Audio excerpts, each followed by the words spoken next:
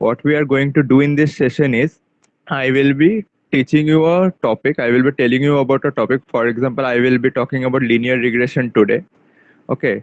Then what you can do is you can further read about it. You can do a course. There is a well-known course named Machine Learning by Andrew Ng on Coursera.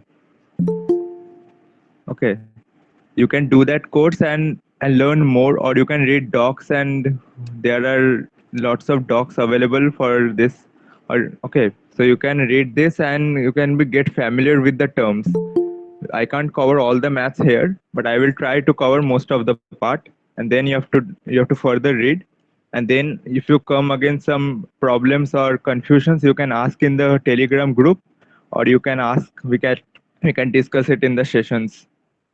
Okay, is it okay for you? The plan for the sessions?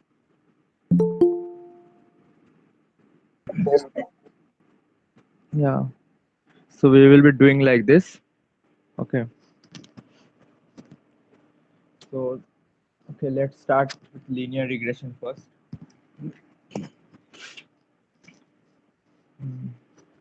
So first to do anything to start a project in machine learning, first you have to know what you are going to do. For example, suppose you have been given you have to do this, and then you are thinking what algorithm we should use. Like in coding, you have been given a problem, then you think which algorithm you are supposed to use. Same is the case for machine learning as well. You have to first understand what algorithm you have to use. Today's algorithm is linear regression. Now, first, on seeing the problem, you have to understand it's a regression problem. Okay. First, let's not talk about what is linear regression. First, understand when we will be using linear regression. I think my Jamboard is visible to you. If no, then Yeah, it's visible. okay. So let me start doing.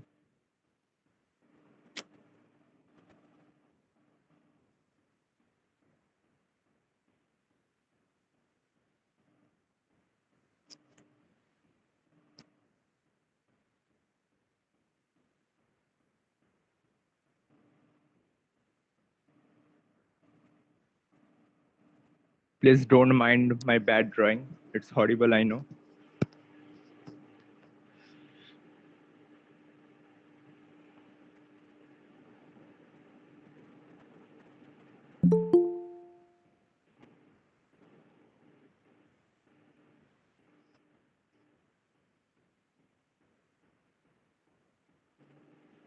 Okay. Now, suppose you have been given a 2D frame, okay, a 2D axis, and some points are given to you. Like this, some points are given to you. Okay, now I ask you to draw a straight line through these points so that the straight line passes through maximum number of points. Okay. Did you got the problem? What is being asked here?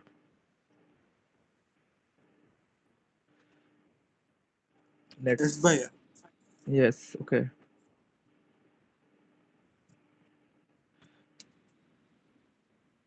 Let's suppose we name these points 1, 2, 3, 4, 5. Okay. So can somebody tell me through which point should I draw the straight line so that it passes through maximum number of points? Anybody can answer. Name just the points 1, 2, 3, 4, 5, 6, 7.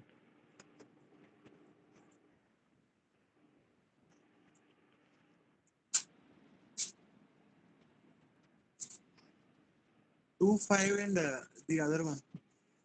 2, 5, and okay, 6.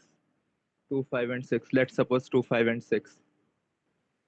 Suppose we are drawing this straight line, okay? It's not straight, but okay. Suppose it's a straight line, okay? So it's passing through 2, 5, and 6. So it is passing through 3 points. This straight line is passing through 3 points. And now we have to, and now I can say, no, your answer is wrong. maybe I can draw some other line which will pass through more than this. Maybe there can be some other points. I think your answer is right. Yes, 256 is the straight line that passes through maximum number of points. So the point is how your brain understands if you are right or wrong. Your brain first draws a random line. Suppose I drew this line on this on the coordinate axis, and I'm saying, oh acha, there is no point passing through this straight line. Oh, then my straight line is wrong. What I predicted is wrong. Then what our brain does, it tries to change the shape of the line. Maybe now it draws something different. Suppose it draws a line like this. It also doesn't pass through the straight line. Now suppose I am drawing a line through 3 and 5. Okay, so now my straight line is, see, passing through 3 and 5. So what I basically want to prove here is our brain tries to understand through which point our brain is trying to maximize the points through which the straight line is passing. That is the agenda right here. Okay, and in this linear regression, okay, let's not go into that linear regression. Basically we are doing is a function y equals something, and our goal is to maximize the number of points passing through y. Now I am saying this y is the independent variable. Okay, this y is the independent variable, and all these points, these coordinates, this 1, 2, 3, 5, 4, 6, all these are points on which the straight line depends. You all know how to write the equation of a straight line. So if I draw a straight line through, suppose like this, I drew this new straight line. The values for this straight line, the slope, the intercept, all will be different for this line. And the line I drew up here, this one, this line and this line's slope and intercept values will be different. So if we call this y a independent variable, then all this m, x, the intercept, the slopes, these are all dependent variables. And these points, all this, suppose this this 1, 2, 3, 4, 5, 6, 7, all these are dependent points. Depending on these points, your straight line will be defined.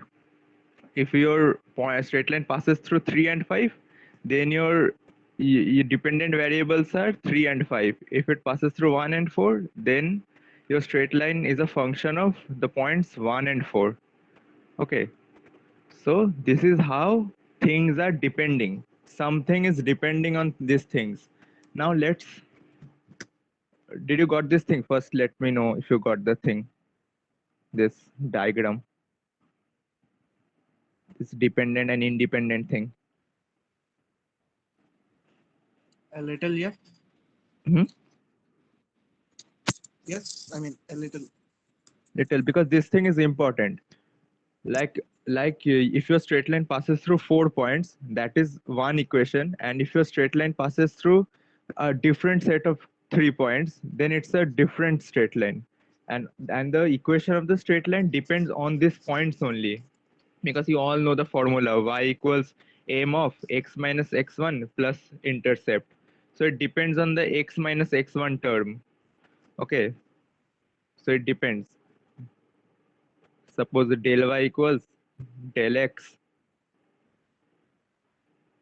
plus, suppose c.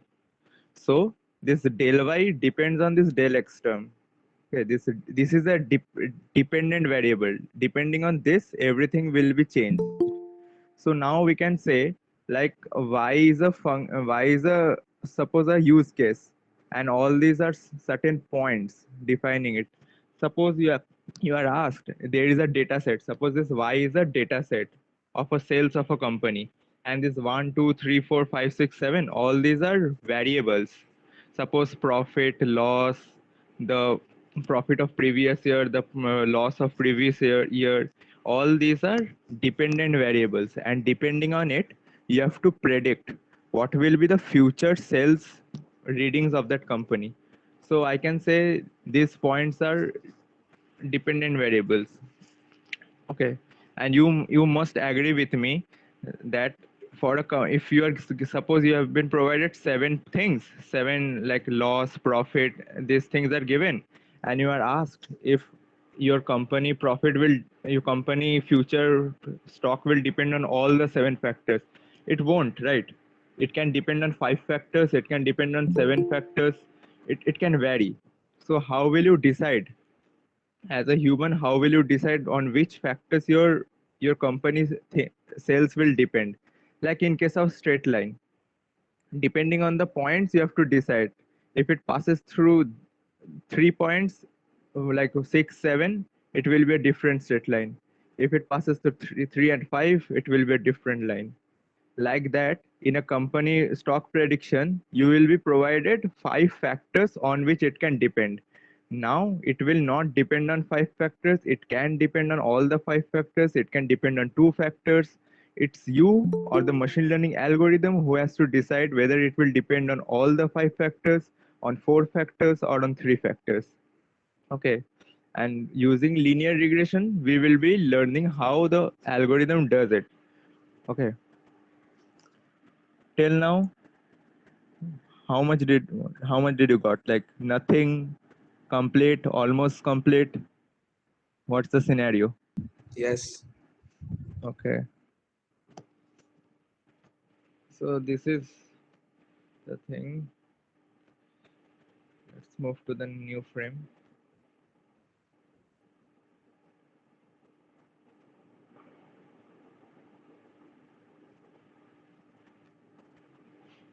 Now suppose there are two lines. Okay.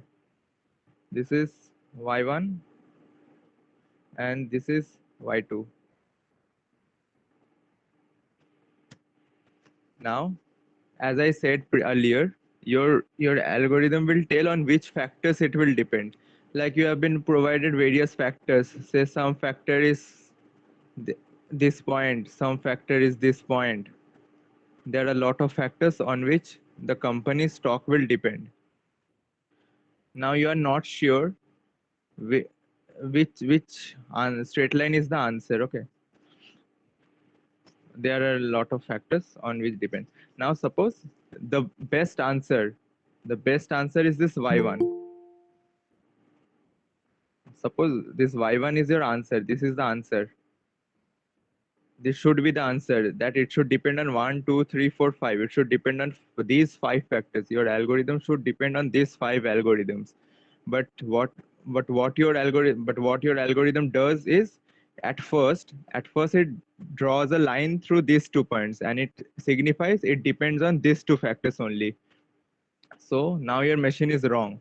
Your machine is totally wrong because it depends on two factors. And actually, what it should depend? It should depend on five factors, but it is depending on two factors. So it's a total messed up situation. And you want this straight line, this one, this y1. You don't want this y2. So how your machine would learn? We are calling it machine learning. How the machine will learn that the answer should be this straight line and not this one? What it does is it finds an error value. It finds an error value. What is the error? Like this is this is the straight line y1, which should be the answer, and this is the straight line y2, which is the wrong answer.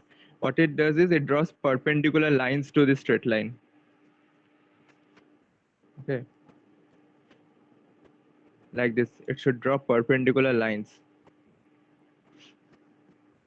Can anybody tell me why we are drawing perpendicular lines? Like you have read this in geometry.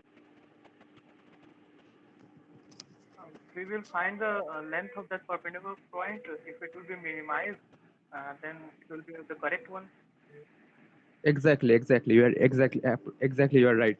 What you have to do is the algorithm tries to find the perpendicular distance between the two lines. If the distance between the two lines is 0, okay, then that means you have got the answer. That is the correct answer, this y1. But if there exists this perpendicular distances, suppose the value is, suppose theta. Let's suppose the value is theta. It means you have not yet reached the answer. You have to further see what should be the answer. Now suppose you have got this theta 1. This is the error value. This error value is the summation of this perpendicular distances between straight lines y1 and y2. Okay. Now suppose your algorithm draws another line y3. Suppose it draws another straight line y3 like this. Now you have to see between y1 and y3. According to my eyes, it seems that the error value has reduced because see the difference between y1 and y3. It's clearly visible. Is it visible to you too as well? Yes. Yes, sir. Yeah. Let me tell you one thing right here, right now. Later I might forget. One thing you should know when you want a machine learning algorithm to do something for you, na, then you have to make sure that you also get it. Like if you want a machine learning algorithm to walk, talk, and do something like in Hollywood movies, you see they are making robots and they are walking and doing stuff. That's not. I may say that might not be possible right now because what humans can't do, it's impossible for machine to do. Okay, like I can tell there is a difference visible between y1 and y3. The gap between y1 and y3 is reduced as there was between y1 and y2. So I can see the gap. So now I can teach the machine that you should follow this way, you should follow this approach so that this gap is reduced. You can't tell if you can't visualize the thing. If you as a human, if you can't tell that whether the distance is reducing or not, your machine learning algorithm can't well. We will see why later, why this thing happens. But for the timing, just you keep this in mind. If humans achieves an accuracy of suppose 70% in doing a stuff, the machine learning algorithm's accuracy will be less than that. It might be 60%, 65% like that. So if the humans does a stuff with 10% accuracy, then machine learning algorithm can't do. Okay, like someone was asking last day how automated cars detect persons in front of them. That's a really tough issue because as a human, when you drive, if somebody comes in front of you, then in in fact you can also commit an accident because you are also not the 100% accurate. So if you are not 100% accurate, then how can you expect a machine to be 100% accurate? It might commit more mistakes than that. And actually it happens like in simulators, in flight simulators and all. There have been a lot of experiment which shows that simulators can be wrong. That is the reason. Okay, let's not talk about that. Let's come back to the topic. We are deviating. So yeah, as I was saying, whatever, 1 second. Yeah. So as I was saying, if the distance between y1 and y3 is getting reduced, so it's a good sign that you are approaching the right direction. Now suppose your machine learning algorithm draws a line like this, y4. So can somebody tell me if I am going in the right direction or not? You are quite off. No, Yes. because the perpendicular distance is increasing. What? Please repeat. I mean, the perpendicular distance is increasing, right? Exactly. So the perpendicular distance is increasing between this y1 and y4. Y1 and y4, this perpendicular distance is increasing at each point. Okay, so this is a wrong direction. So your machine doesn't know. It will draw random lines like this, like this, like this. It doesn't know. It will fill the whole screen with straight lines, and you will be puzzled. Now I have drawn so many straight lines. In fact, you will get puzzled. Bapre, so many straight lines on the screen. I can't see a thing. What is going on? So how do you suppose machine does it? It's basically simple, very simple. What it does is, let me go to new frame. Oh no, wait. Let's clear the frame.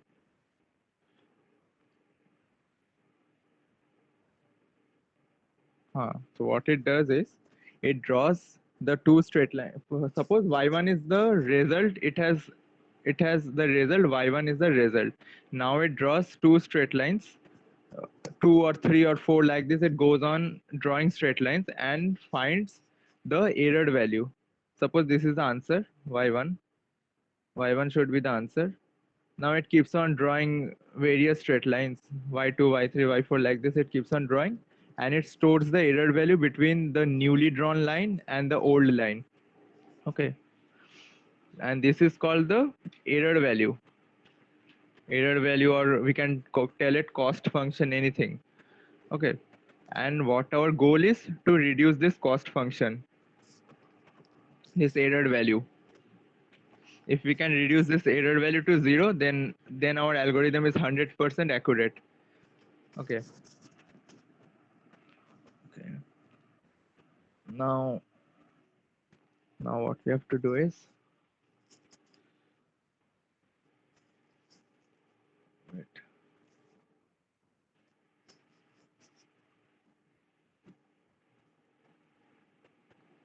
Hmm.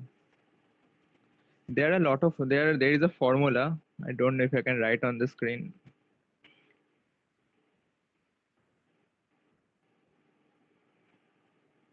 It's tough for me to write as well.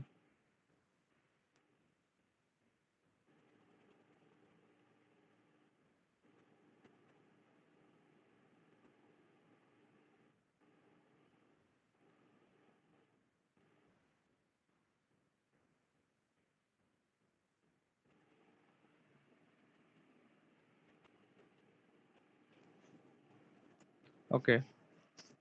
So what it is doing is it is finding the difference between the 2 points. Suppose y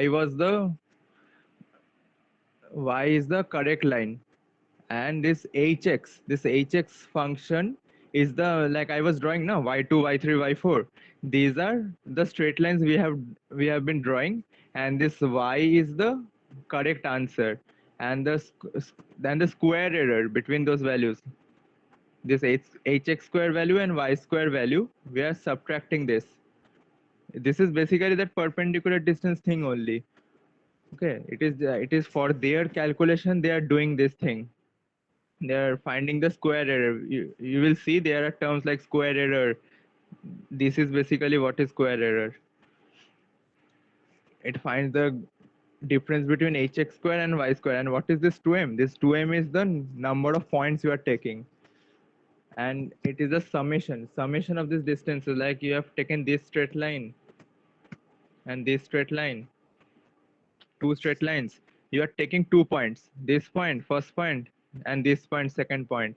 Okay, you are finding the distance between them. Okay, this is the distance, suppose some theta value. You have found that value. Then you're reducing, then you are finding for this point, then you are finding the difference between these 2 points.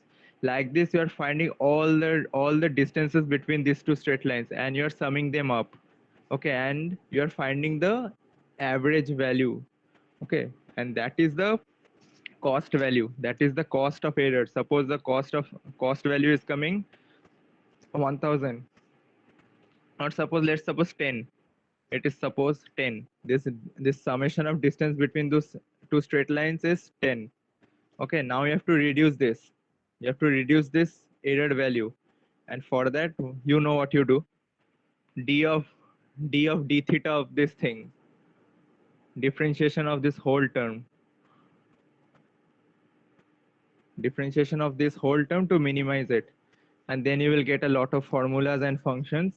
Let's not go into that formulas and functions, that you will very easily get on internet. If you are interested, you will read and you can very well understand it as well.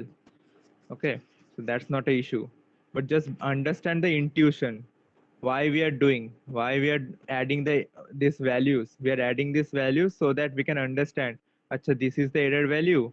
Now if we are drawing some another straight line whose error value is 5, then the answer is very close, to the real one. Like that it happens. Okay, you guys getting it? Yes.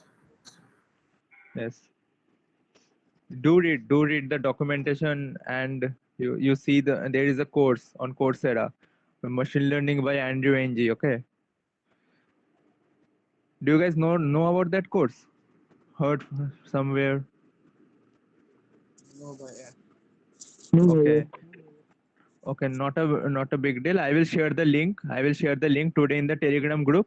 You can check out the videos. It's really well explained. Andrew Ng is a really talented teacher, and he explains stuff very well.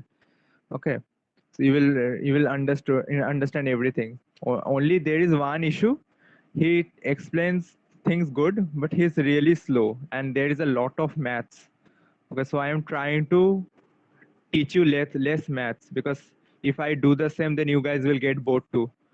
Let's not get into maths. Let's just understand the intuition. Maths you can understand from that course only if you are interested. Okay. Okay. Now let's talk about an algorithm which is called gradient descent. Okay, gradient descent is part of this only. This reduction stuff.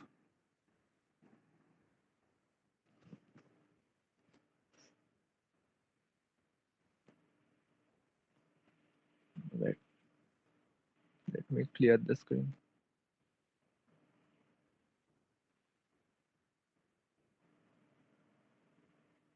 Okay. So suppose to minimize the thing, let me just do one thing.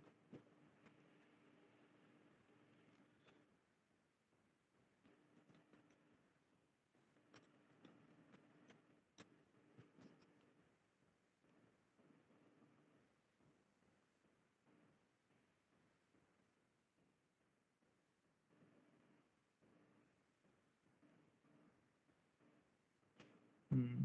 See this diagram. Is my screen visible? Yes. See this diagram, this illustration. See, there is this point x0, x1, x2, x3. Like this, something is happening, okay? And there is a, don't see all these formulas, you won't get.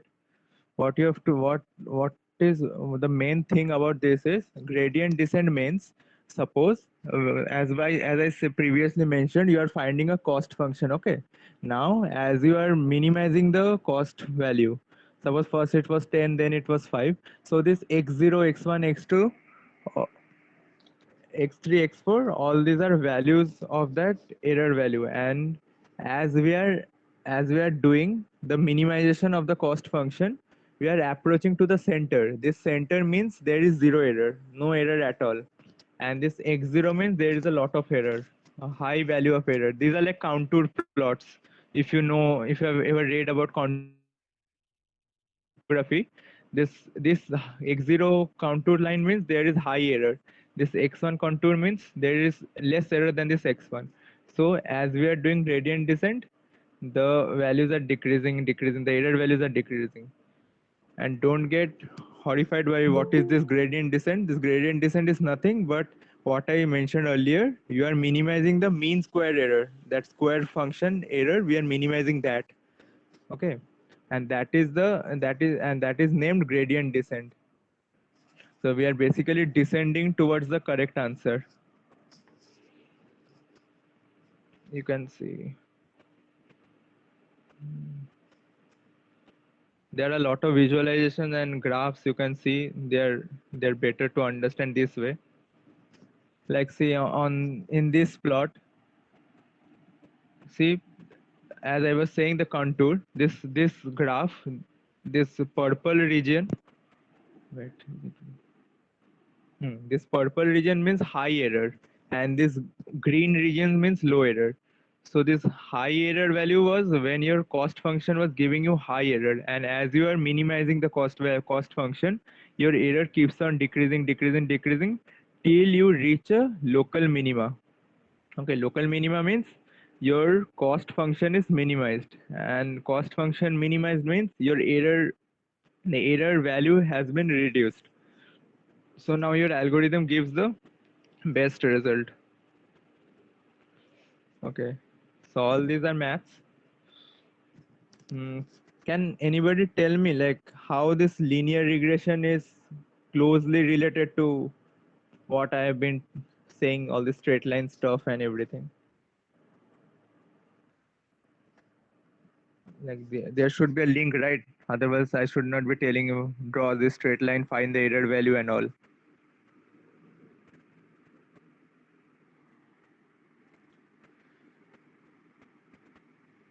Hello? Acha, I think you have no idea. Okay, let me continue. Suppose a suppose you have some company has provided you some data, like 5 data, and asked you as an employer, Acha, tell me of all these 5 things, what things you are going to need. Like your company is setting a new office in a new city, and as an manager of that project you have to see 5 factors. Let's say 1 2 3 4 5, like 5 factors you have to check before constructing this new office. Okay, now before constructing you have to keep in mind which factors are important, like this factor 1 is more important or this factor 2, which should I consider while making a new office. I can't consider all because I have a limited budget, so I have to consider a 1 2 3 or a combination of 3 4 5. So how should I decide? How can I say which factors are more important? Like factor 1 is more important, I should spend more money on factor 1, or I should spend more money on factor 2. How I am going to be sure? For that we need linear regression. For what linear regression can do is, based on previous offices of that company, suppose this company have offices in 5 cities, so what it will see is, while constructing offices in those 5 cities, what were the important factors. Like suppose in Bangalore it was constructing an office, and it saw that there is a huge population, and so they have to shift some population to some other place. So that's a problem for the company. So they have to see for this new city, like is population a factor? Is the population low? If the population is low, then creating an office in this location is not a problem. If population is less, then okay, fine. Like this they have to decide. Now suppose there is a factor, suppose mm, there is scarcity of employees in that city. Sorry, not employees, let's say scarcity of resources. So you have to import resources from other cities, so in that you have to spend amount. So these are important factors. Setting up an office in a city depends on this. So while constructing a new office in a new city, you have to see what is the population, what is the scenario of the resources, if there are resources, or we have to order it from some other state or other city, like this. So these are dependent factors. Now suppose there is a fifth factor. Okay, this fifth factor is, this city is a dry state. Okay, this city is a dry state, and the previous 5 cities, they were not in a dry state. So as a manager, I think the construction of an office shouldn't depend whether it's a dry state or not. Okay, so based on that, I would say, okay, let's not consider this factor. It won't affect our results. What is important for us is the population and the resources. So these are dependent factors. Like I was saying, there are 5 points on a 2D plane. You draw a straight line, and this decision, draw analogy. Your decision is like this straight line. You have to draw a straight line. Okay, you have to draw a straight line which will decide on which factors your thinking will depend. You can't consider all the points, all the factors. You have to focus on few factors, like factor 1 or 3, factor 2 or 4, like this you have to decide. So that is how linear regression will help you. Linear regression tells you on which factors the thing depend. Like the suppose there is y, on y can depend on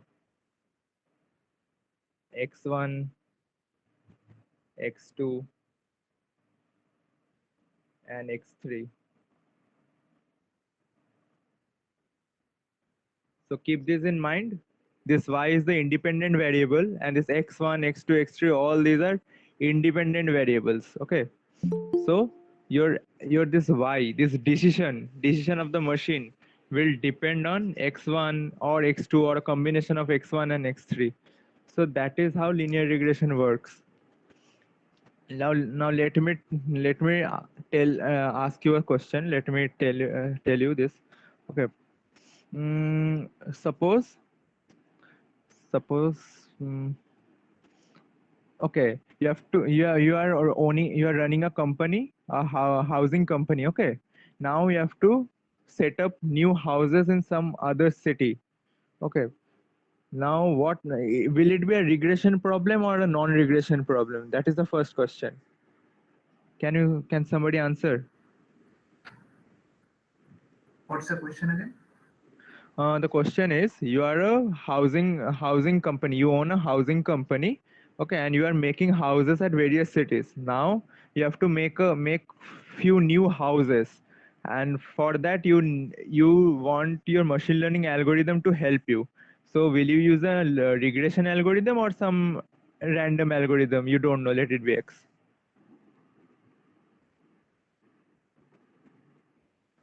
Regression should be used Why do you think regression? because the success of making the selling the house depends on a couple of factors. So we can know about those factors from previously constructed houses. Exactly. So this is how you decide. You are provide. Yeah, someone is. Okay, let me see the in-call messages. Yes. What exactly do the want the model to tell you is not clear to me. Look. Yes, the location of the not the location of the house. It will tell you like in few cities there has already been houses been built. Suppose in city Bangalore and Hyderabad there are few houses, and a new city you want to build a house. So depending on that, you have to decide whether means you have to decide whether you will construct this house in this city or in some other city. For that, whether you will use regression or not. That was the question.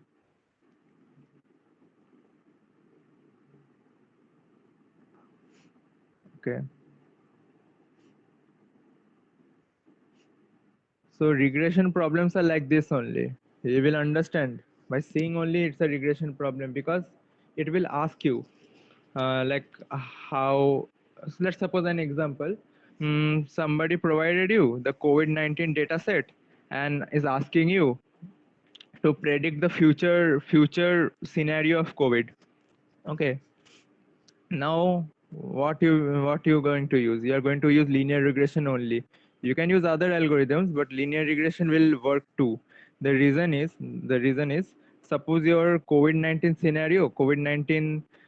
scenario, like let me be more clear or you will be confused.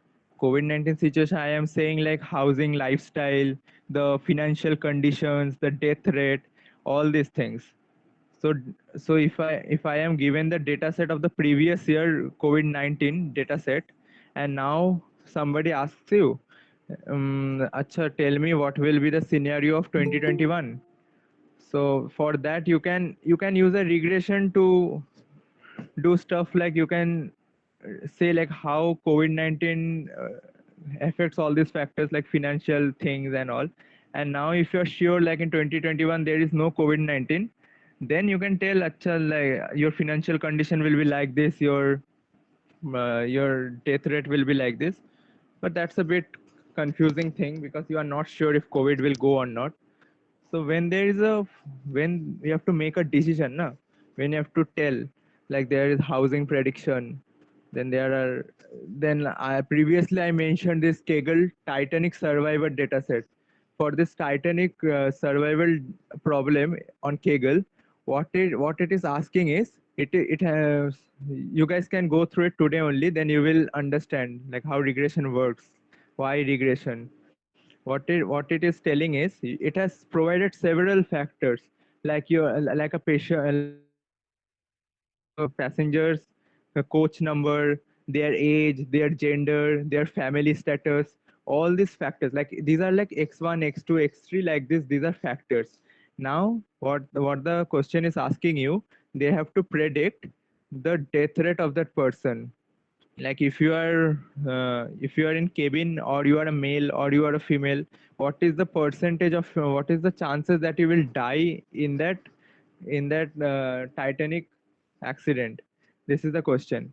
So for that you have to see the data. Yeah, you are seeing, acha, more male are dying. More male have died in the Titanic. So if you are a male, then there is more chances that you die. Then you see, acha, your death rate also depends on whether you are a first class passenger or a second class. If you are a first class passenger, then your chances of survival are more. So you can predict that if a person was traveling through first class, then he won't die, he or she won't die. Or it might depend on gender. Like if he's a male, then his survival rate might be high than a female. Like this, you have to decide which factors to consider, and based on that, you have to make a prediction. Now, if I suppose I take the factor gender, the cabin number, and the age of the person, then I will get some result. And now, if I consider some three different factors, like what is the financial condition of the person, what is the family status of that first person, and taking those factors, we are asking the model to answer how many persons will survive the Titanic disaster. So based on the factors, your answer will vary.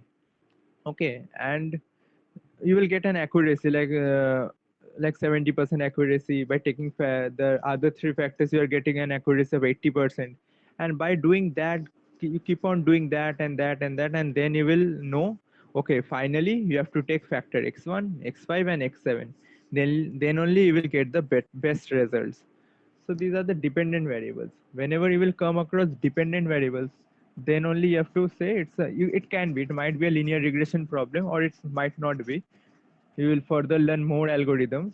But at first, whenever you see something like this, you have to understand that it's a regression problem. Whenever you see it's depending on few factors like x1, x2, then it's a regression problem. Okay, clear till this? Yeah, super. Okay. Now there is a lot of maths. Okay, let's do it. Now a very important topic is when you have been provided a data set, na, like x1, x2, this will be provided to, like in an Excel sheet, you will be provided values of x1, values of x2, values of x3. Like this, you will be provided lot of values. And now you have to, what, you have to not dress, you have to clean this data set. And by clean, what do I mean is, you have to make that data set ready for your algorithm. You can't just use some random data set. Okay, on Kaggle you get clean data set, but sometimes you might not get clean data set. You have to do further cleaning and all. By cleaning, what do I mean is that you have to make the data set perfect. Like suppose, like your x1 values, it is a power of 10, and this x2 is a value which is a power of 10 to the power 9. Okay, now if we run the algorithm using x1 and x2. Okay, because the see the magnitude difference, one is of the power 1 and one is of the power 9. So this will create a lot of problems. So we can't use this. We have to bring this 10 to the power 9 in some normalized form, in magnitudes of 10. Okay, and for that, what you have to do is average. Suppose there is x2, lot of x2 values. You are summing up all the x2 values, and then you are dividing a particular x2 value by the summation of the x2 values. Then you will get a value, suppose a new value x2i, suppose x2i, or x2 dashed, x2 dashed, and you will be working this with this x2 dashed value, and not this x2 value, because this x2 dashed value will be of power magnitude close to 10. Because what you are doing, summation of x2 is magnitude wise close enough to 10 to the power 9, and you are doing a particular value of x2 by the summation. So the x2 dashed value will be close to this, to x1 magnitude. So basically you have to bring all this magnitude normalized to some order. Like if it is 10, then it should be around 10 or 100. Then it will give better results. But if it is in the order of 10 to the power 9, you can't work with that data. That data will cause problems. You will get errors. Your graph will not fit like this. Okay. And by the way, like I was speaking about the straight line passing through the points, it is also called curve fitting. This term is being used, curve fitting. Okay, later you will see most people use this term curve fitting. Okay, so let me mention it. And to fit the curve, this x1, x2, x3, these dependent variables are being used. And before using the values, you have to normalize it. You have to bring all the values in close enough magnitude. Like if it is in order of 1, it should be of order, suppose 1 or 2. Then only we can work with this data, else there will be problem.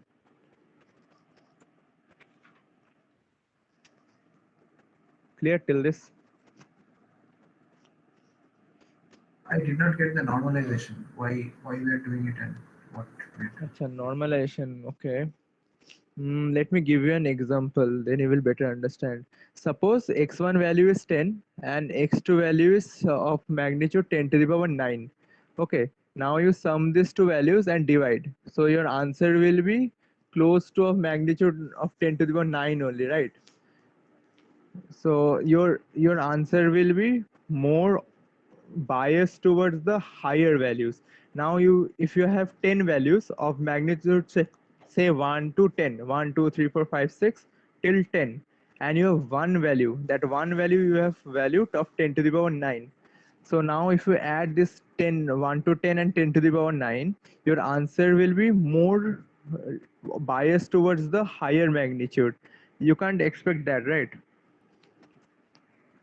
Like or your magnitude will be biased towards this higher magnitude, so it will create problems. So you have to bring that down. Like if these x1 values are of magnitude, say like if x1 values are 1 2 3 4 5 6 up till 10, then this x2 value should be close enough. Like it should be 10 11 12 or 100, like this. For that, what we are doing is we are doing x2 by summation of x2 values. X2 values of the magnitude 10 to the power 9, and the summation of x2 will also be of magnitude close to 10 to the power 9. So basically we are doing like a statistics, I guess you have seen. What was that called? In statistic, then there was this thing.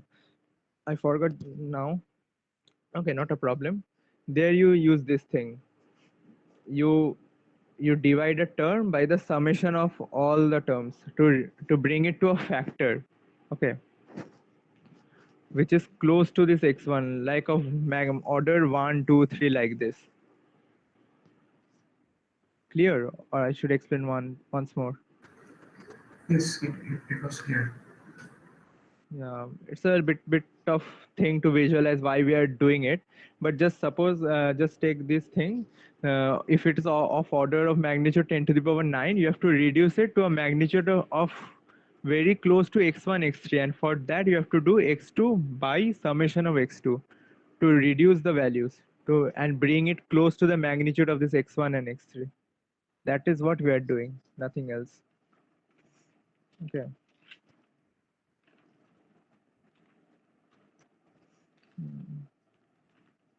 Uh, okay. Then there is next day we will be talking about this. Let's not explain more because I have said about cost function, the gradient descent, and this normalization, normalizing the values. So it's too much for today. Let's just touch one topic here, one last topic. I will be teaching this in the next class. Just an idea. Suppose this was the straight line, okay? And now you have drawn a straight line, suppose like this. Okay, there are two straight lines. Okay, so there is a term called underfitting and overfitting. Don't worry, we will be discussing about this next day. Just understand this. Underfitting means the curve fits your data inappropriately, and overfitting is the same thing. The answer it gives is close enough to the appropriate value, but it still gives some discrepancies. That is underfitting and overfitting. We will be discussing about this next day. Yep. You can read about cost function and gradient descent. You will understand more. There is basically a lot of maths, but the intuition is you have to reduce the difference between the answer and the line you are getting by the first approach. This is what you have to do. Then there is a lot of maths like minimization, gradient descent, and all that stuff you do, and you get the answer, you get the result. All that maths you can study later on. You can just understand the intuition for right now. Okay.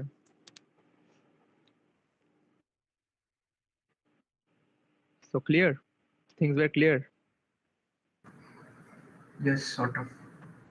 Or it was a boring session because I know it's lot of maths was involved today. But yeah, I have a doubt regarding Yeah, that. yeah, Uh, yeah, we took a sum right where it takes the c such that the minimum distance perpendicular distance will be 0.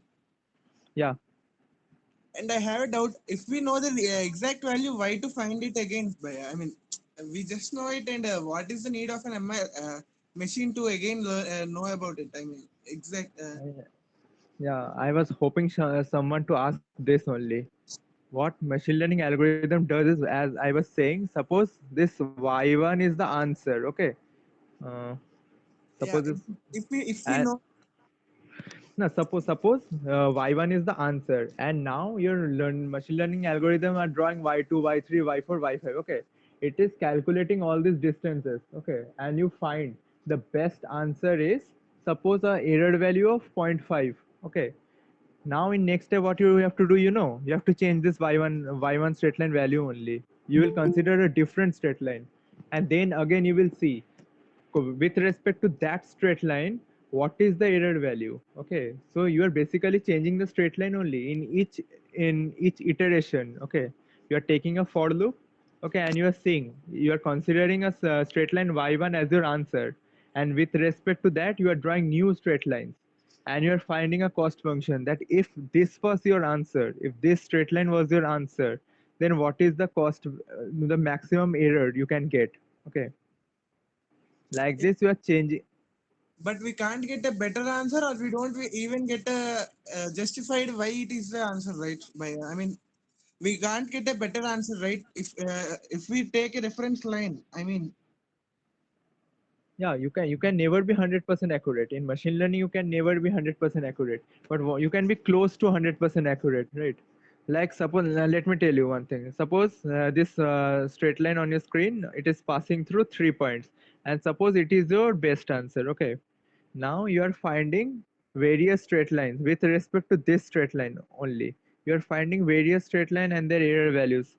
Okay, and you found, because you can't get a straight line y1, you will get a straight line. Suppose uh, where is the marker? Yeah, suppose this straight line you get y2, and this is the answer. This new straight line I drew with here, this is the answer, suppose. Okay, and with we are considering suppose a matrix where we are storing this y1 with the straight line we considered is the correct answer, and the straight line we are getting. Okay, in machine learning you can't, because in the gradient descent theory, you will, if you read the maths, you will see you can never reduce the minimum, that perpendicular distance, you can never reduce it to 0. So if the y1 is the correct answer, the y2 straight line will be close enough to this y1 straight line, but it won't completely merge with this straight line. So for this y1, suppose this is the answer y2, and it has an error value of zero point 0.5. Now you are in the next iteration, you are considering this line. Okay, it's passing through 2 points, and for that, the answer straight line is suppose this line, very close to this line, and for that as well you consider an error value. by taking a matrix of this straight lines, which is your answer, and this error value, matrix of this answer and the error value. This way you can decide which answer will be the most efficient one. It's everything about probability. It's all probability. Like it is, suppose it is passing through 3 points, so your machine learning algorithm will try to be more close, it will give results more close to this line only, and for this only you will see your error value is less. And if you consider this perpendicular line which I draw later, for this the error value will be very high. You got it? Yeah, bhai, I got it now. Thank you. Yeah. And please send that book or something. You said you will send it. Yeah, obviously. Okay. Thank you, bhai. Yeah. Anybody have any doubts?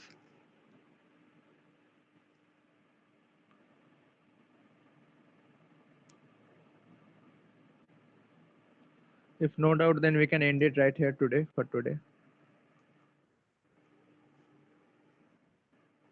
The Coursera course that you suggested, that is by Stanford University. Yeah, it's by Stanford University. Okay. I think I found. Yeah, it has a lot of maths. You go through the maths, you will understand better what is gradient descent and all. But intuition one was the thing you needed. So yeah. So let's end it today. Yeah, Thank you, guys. it will. Thank you. Thank you, guys. Thank you. Thank you, bhai. It was very nice. Okay. I would share the feedback form. Please fill the feedback form later. Then it will be easier for us to understand in which direction. Like it's like a machine learning algorithm only. Let's just understand in which direction the thing is going. In completely wrong direction or in the right direction. So please fill the feedback form. That will be all. Thank you, guys. Bye for today.